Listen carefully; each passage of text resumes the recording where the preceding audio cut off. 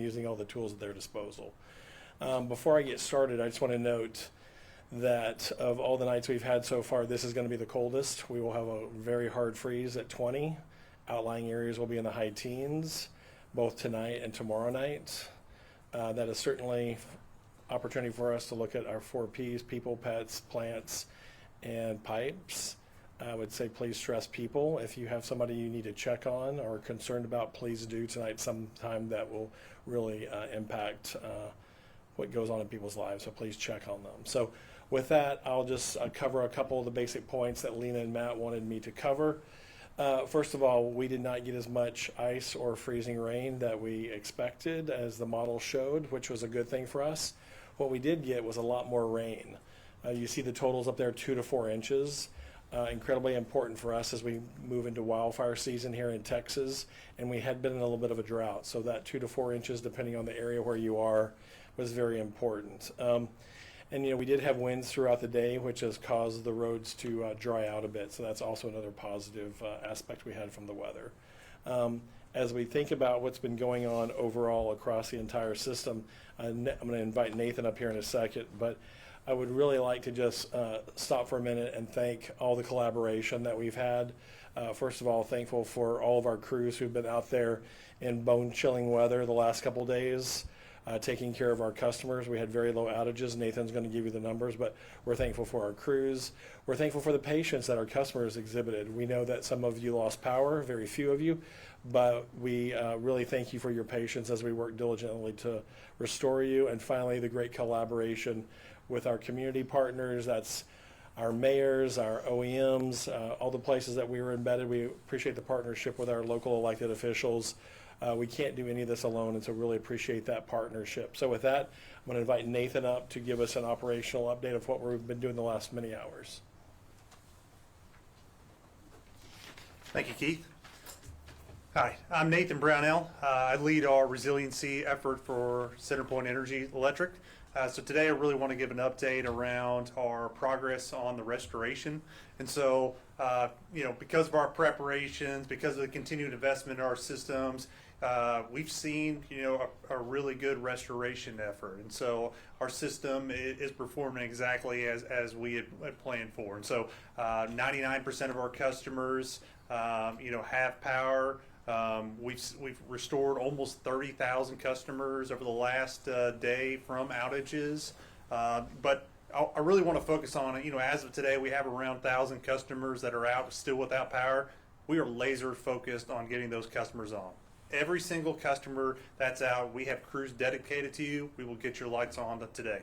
That's our focus, making sure we meet our customers' expectations. And so the 2,700 crews we have on our system are going to continue to work through the evening, through overnight, into tomorrow. So our focus is, we know it's going to be cold. It's about meeting our customer commitment. So just want to say to our customers, thank you for your patience, and we're going to continue to prove that, and we're going to meet your expectations. Now, I want to transition to around our resource strategy. So we have had discussions with local utilities, and I say local, across the United States on the winter storm impacts. And so based on the other regions that have been more severely impacted than ourselves, we made a decision today to release around 500 workers that are going to be going across to other states to really respond to customers that are much more impacted than the ones here locally. So one, I just want to say thank you to all the crews that came from outside of Houston to help us with that. But I really want to say thank you to our frontline workers that have been working in this bone-chilling weather of the last day, and they're going to continue to work on it overnight. And so they are the true heroes. They're the ones that really are leading us and representing us and getting our customers' power back as quickly and safely as possible. So thank you.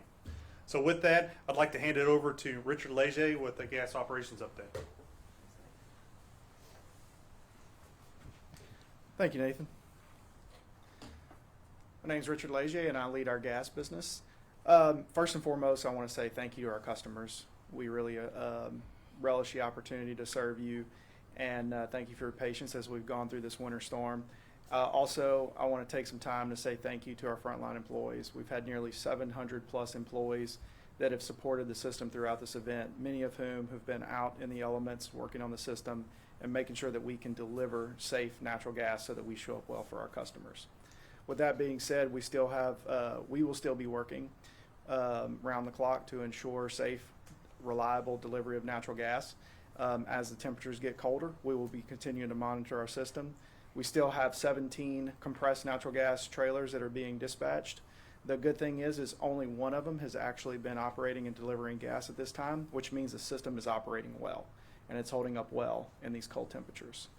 With that, I want to say thank you to everyone out there. I want to say thank you to our employees, and we are privileged to serve the 1.9 million customers across Texas. Thank you, and turn it over to Keith Stevens. Oh, sorry, Stephanie.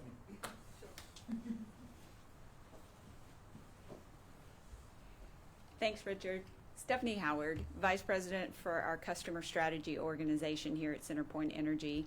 I really want to start with a thank you also, but to our customers, making sure that they understand how much we appreciate the engagement that they have shown with us, the collaboration and the connection that we have had throughout this winter event. We have completed over 6 million customer communications through all kinds of different channels, whether email, phone call, SMS and text messages to our customers to make sure that they were aware of the winter weather, that they were prepared, and that they had the information that they need should they encounter an outage, that they were receiving their estimated times of restoration, and understanding how they needed to plan and prepare for the event. In particular, within those over 6 million communications, we had a particular focus on our 4,200 communications that we sent out to our critical and chronic care customers who are really our most vulnerable during these times. They face significant challenges when power outages occur because they're depending on that to operate medical equipment and support basic needs that they have during these types of events. We have, throughout this event, maintained more than double our contact center staff to ensure that we could be there to respond and answer calls from our customers when they came in. We've maintained a less than 2-minute average speed of answer for calls into our contact center throughout the weekend.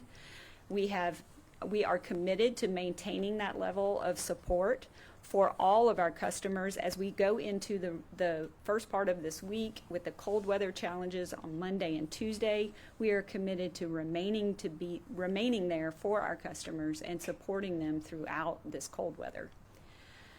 Finally, I just want to wrap up with a reminder. Those of you who have been to our outage tracker have observed it's up, it's available, it has performed well throughout this event. The infrastructure improvements that we've made to our outage tracker, we're committed to ensuring that it will meet the demand of our customers throughout events like this and any larger ones that may come across. We also have leveraged our Power Alert service to communicate broadly to our customer base, but also individually to customers who may have been impacted directly by a power outage. We send out alert messages around the outage, including estimated times of restoration so that they can plan appropriately and really understand how they need to prepare and how they need to plan throughout the event. We also then include restoration communications so that if customers are away from their home, they can still understand when their power has been restored. I encourage everyone, if you've signed up or if you've been to our outage tracker or signed up for Power Alert service, that you really take the time to share that experience with your friends, your neighbors, others in your community. We really want to get more and more customers signed up and enrolled for Power Alert service. If you also want additional information around CenterPoint, just be sure to follow us on our social media sites on Instagram, Facebook, X, where we will continue to push out updates throughout any type of winter or storm event. With that, I'll turn it back over to Keith.